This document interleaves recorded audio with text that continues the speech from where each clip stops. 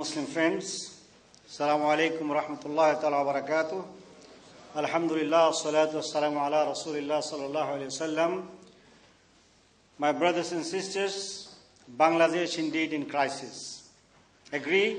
Yes. Indeed in crisis. What is happening in Bangladesh is not different than what happened in Egypt under Hosni Mubarak, what happened in Tunisia under Ben Ali, and what is happening now in Syria. It's the same sort of rulers. Some of them we know as dictators. Others, they hold the elections. Like in Egypt, doesn't matter. It didn't matter whoever you voted for, Mubarak was the winner. Didn't matter who you voted for, Ben Ali was the winner. And same thing, perhaps, are going to happen in Bangladesh, and that is the plan. That is the plan, therefore, what is happening in Bangladesh, opposition parties, leaders of opposition parties are being tortured, arrested, and they are not allowed to speak. In a democracy, all opposition voices to be heard. People should be allowed to raise their voice. As Brother Mahidur Rahman said, it's a failing government because the failing government wants to cling to the power. It's the only way to stop the opposition to raise their voice, to torture the opposition leaders, talk about the war crime. This war crime issue, why this war crime issue has come after 40 years? Isn't it to suppress the opposition? Isn't it to suppress the opposition leaders? And this war crime, because we know the terrorism, what they used to say, it doesn't have any appeal to people anymore. Because Muslims know, people know around the world, this is a mantra of George Bush. And it will not have any appeal in Bangladesh. Therefore, they have found something special for Bangladesh, that is war crime, war criminals. Because they know, because their gurus told them, that this is an issue if you raise, the young people of Bangladesh would become very emotional. They would think, how can a group of people be enemy of the country? How can they work against the independence of the country? Therefore, they have found an issue, and they are trying to make it an issue which was not an issue. Because Bangladesh reconciled with what happened in 1971. People who are criminals, they were tried, and who are not criminals, or didn't commit any crime, they were forgiven by the founder of the nation. But why this has come after 40 years? Only because they want to suppress the opposition. And they are trying the leaders, ministers. What other evidence do you want? Why the ministers who are ministers in previous government, they are being tried? Who are MPs, they are being tried. Take about the case of Maulana Saidi. In parliament, he said, challenged, prove, if I was a razakar, if I was committed any crime, if you have any evidence, prove it. People could not prove it for 40 years. 40 years they couldn't prove. Because now they are in power, they can do whatever they want. They are using RAB, they are using police, they are using judges as a stooge to help and support their aim, their objective. Brothers and sisters, we British Muslims, Bangladeshi British Muslims, we have duty to do. We have to raise our voice. We have to talk to our MPs. We have to write to papers. We should not undermine the power of media. Power of media, brothers and sisters. Write in papers. See the power of media. The paper reporters, they took risk because some of the reporters were tortured. But they took risk and they took the photograph and circulated around the world. And you need to do the same. You need to write in papers. Really important. Lobby the MPs. And then, because we have right to ask our MPs. We told our MPs, our ministers, our then Prime Minister not to go to Iraq. But they went to Iraq. Why this similar thing happened in Bangladesh? Why aren't they sending their envoys to Bangladesh and say, Bangladeshi government, stop it, inhuman torture of the political leaders? Why our leaders are not doing it? We need to ask our MPs. We need to ask our ministers in this country. It's really very important. We should ask our government not to train RAB. They are training RAB, Rapid Action Battalion, and they are training them to torture the innocent people of Bangladesh. And we ask our government to stop it. It's really responsibility on us. And we ask government of Bangladesh, they must stop torturing political leaders, suppressing opposition parties. They must stop this unfair trial. They must stop it. This is unfair. This is fabricated. It has no basis. It has no basis. If it had basis, it would have happened in last 40 years. What didn't happen in last 40 years, they couldn't find anything. After 40 years, they can only fabricate. They are only fabricating. Maulana Delawar Saidi, today he said in court, every single word about him is a lie. Yes. Therefore, we demand that lie to be stopped.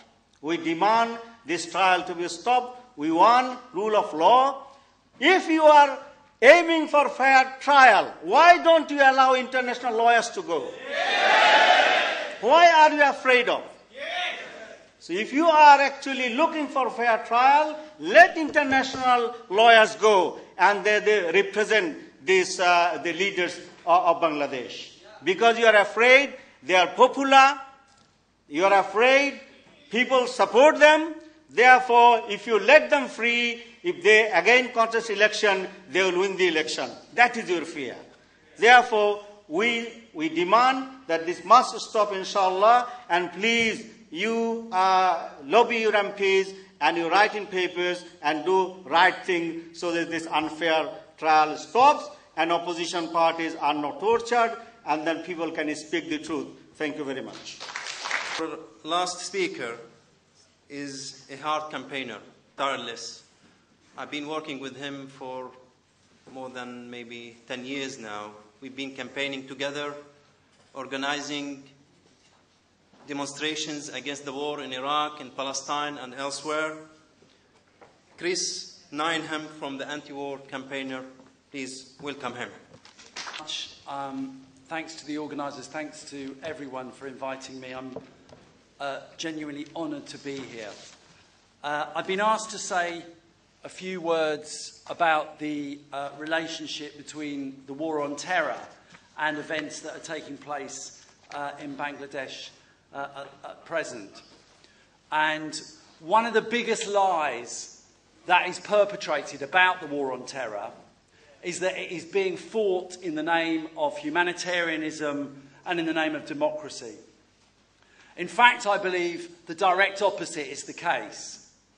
In fact, 10 years ago, when the American government reassembled after 9/11 to discuss the incident, I believe they saw 9/11, and the inside testimonies prove this fact. They saw 9/11 as an opportunity to extend US control and US power in important areas of the world that they had been planning to do for years. They did this, first of all, clearly in Afghanistan. Have we got democracy in Afghanistan? No. Have we got humanitarian progress in Afghanistan? No. Far from it. Actually, by every index that even the United Nations produces, life is worse for people in Afghanistan, many, many times worse now than it was back in 2001. Life expectancy is lower. Educational levels are lower. Health levels are lower. And one of the things that the Americans and the British lied about at the time was that they said they were fighting the war, laughably, in the interest of women's liberation. Well, the UN produced a report earlier this year which showed that Afghanistan is the most dangerous place in the world for women to live today. So for all of these reasons, the idea that it's a humanitarian war is a joke. The same process in Iraq. Iraq is still not a democracy. The US and the other occupying powers have deliberately unleashed sectarian divisions in order to sow discontent and sow civil war in that country. The country has literally been shot to pieces. The oil is now being controlled more and more by the US, and there are still 50,000 US troops in that country. So much for the idea the war on terror is about liberation. But it's even not just the countries where the US and the Western powers, Britain included shamefully, directly militarily intervene. They use the rhetoric and the ideas of the war on terror, not just to demonise Muslims around the world, but to strengthen every authoritarian regime they can and to increase their control in whole sections of the world, from Libya to Yemen and, of course, to Bangladesh. And Bangladesh is a case in point. It's not just that the US government and the Western powers support the more and more repressive government in Bangladesh. It is, as many people have said, the shameful truth that Britain and the US have actually trained the RAB secret police in Bangladesh in torture techniques, in arrest techniques, and in street fighting techniques. This is an absolute disgrace. They talk about death by crossfire, but we all know what they really mean is death in incarceration, very often by means of torture. And these people have been trained recently, even earlier this year, by members of West Mercia Police and other regional police services in Britain. This is a disgrace. It's something that must end.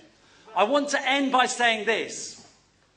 People have said, and I'm not an expert on the situation, you all know much better than me. People have said there are signs that the Arab Spring is spreading beyond the Arab world into Central and Southern Asia. Well, I think that's a fantastic thing if it's true, and I welcome it wholeheartedly.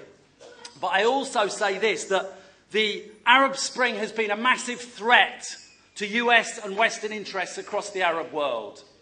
And they will do whatever they can to repress and smother the revolutions and the people's movements in the Middle East. Look at what they've done in Bahrain. The US supported the Bahraini government when they were repressing the protesters off the streets. They've been pumping money to the Saudi Arabian government, which is at the heart of trying to roll back the Arab Spring. I believe actually the NATO operation in Libya is also not about extending the revolutionary process, but actually about holding it back. And they will continue to do this. They will continue to do everything they can. America, Britain, France, Italy, the other Western powers, because they don't want democracy in the Middle East and they don't want real democracy in South Asia to spread either. So one of the most important things that people have been talking about, what can we do here in Britain to help the people in the Middle East and the people of South Asia to fight for real democracy? And for me, one of the most important things we can do is do everything we can to bring the war on terror to an end. Do everything we can to get British, US and other foreign troops out of Afghanistan. Do everything we can to get the last US troops out of Iraq. Do everything we can to make sure that they are not able to launch another intervention to crush the Arab uprisings across the Middle East or anywhere else. And for all those reasons, I urge you one thing: to carry on your campaigning and continue this fantastic campaign for civil liberties in Bangladesh, but also to see the link with the war on terror. And this Saturday, there are going to be thousands and thousands of people from across Britain coming to Trafalgar Square on the 10th anniversary of the launch of the War on Terror. The 10th anniversary of the invasion of Afghanistan back in 2001. And we want to make sure that on Saturday, October the 8th, this Saturday, Trafalgar Square becomes like Tahrir Square. Becomes like a massive protest, a massive display of this country's opposition to the war on terror. We want an end to these wars. We want the troops to come home, an end to this waste of life and resources. Please be there in Trafalgar Square on October the 8th. Thanks very much. With those powerful words marks the end of the formal presentations. Before I hand over to Dilwar Hussain Khan to conclude, may I make some announcements very quickly before you all disperse. First of all, on the 11th of October, Save Bangladesh, another organisation, is organising a protest outside the Parliament Square at 3 p.m. 11th of October.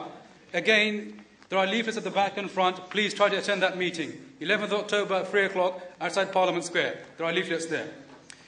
Secondly, can I just say, today has been a mammoth meeting. You are here. You came at 7 o'clock. Some came early. Some of you walked from Water Lily to here, half a kilometre. You are still here. This is a sign of your commitment and of your interest in the issues of Bangladesh. So I congratulate all of you for your commitment, first of all. Secondly, how many of you were here back in January in this very meeting hall when we had a seminar about the Arab Spring, when Egypt was about to fall? Hands up, how many people were here? Quite a few of you. At the end of that meeting, I said to everyone, Inshallah, Mubarak will fall, and with him there will be repeats in the Middle East. What did we see a few months afterwards? Libya, Syria, Yemen is continuing. In this program leaflet, we said, in Bangladesh, what is transpiring right now may be the start of the Asian Spring. I really believe this is the case. If we can all come here tonight, and if the people of Bangladesh can unite and work together, I think these are the ingredients of Asian Spring, which will go beyond Bangladesh. It will go to other countries. I hope this will transpire, and I say watch this space until we come again. Before I conclude, may I ask Brother Dilwar Hussain Khan to conclude the event. Brother Dilwar Hussain Khan is a member of the Bangladesh Crisis Group. He's also been recently elected Central President of the Islamic Forum of Europe. Brother Dilwar Hussain Khan.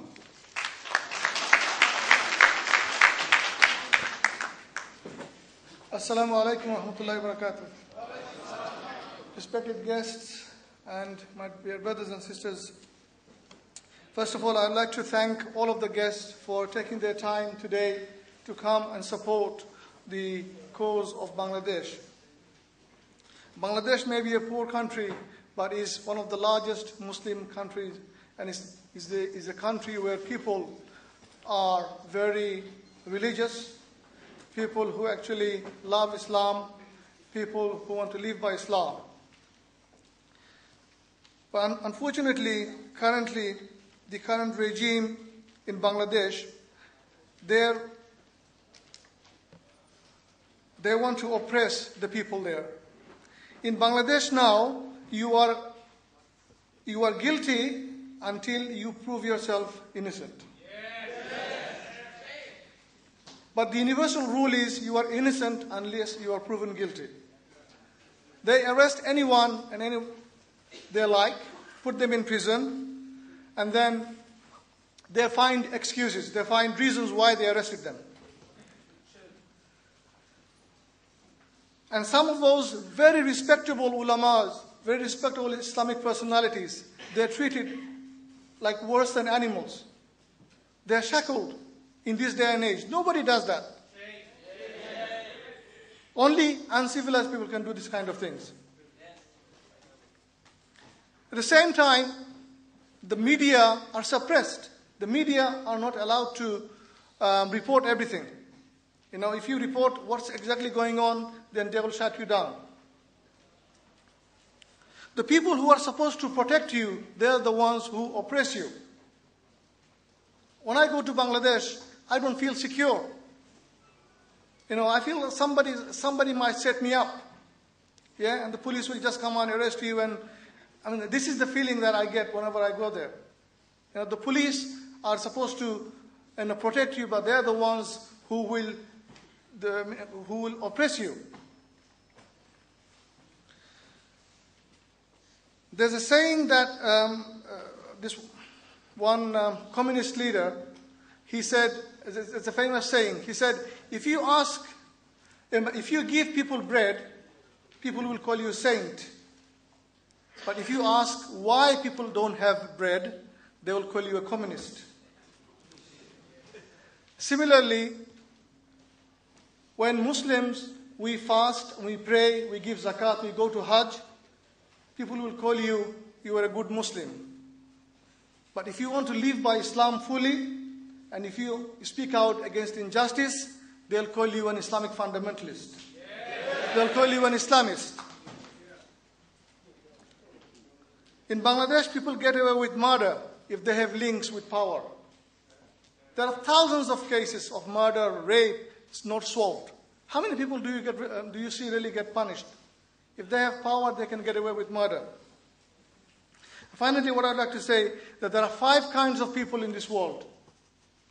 Okay? And I saw this quotation somewhere, and I really liked it, and I actually made a note of it. First is the people who make things happen. Okay? The second group of people are the ones who help to make things happen. And the third group of people, they analyze and they watch as things happen. And the fourth group of people are the ones who wonder what happens. And the fifth are the people who don't care what happens. First group of people are the leaders. People, community leaders, political leaders, they make changes. Second group of people are the ones who follow them, and they help them to make these changes. Third group of people are the ones who, like reporters, they watch and analyze. But they don't, sometimes they influence as well with their report. Fourth are those people are the ones who are confused. They don't know what is right and what is wrong. They wonder what happened. And the fifth are the people who don't care what happened. They are the ones who are the social dropouts, okay, who are not in their right senses. So we as Muslims, we have to be in the first 2 groups. People who want to make things happen, and people who want to, at least, if we can't do that, who want to help to change things for the better. May Allah subhanahu wa ta'ala give us a tawfiq. Wa ma tawfiq illa billah. Assalamu alaikum wa rahmatullahi wa barakatuh.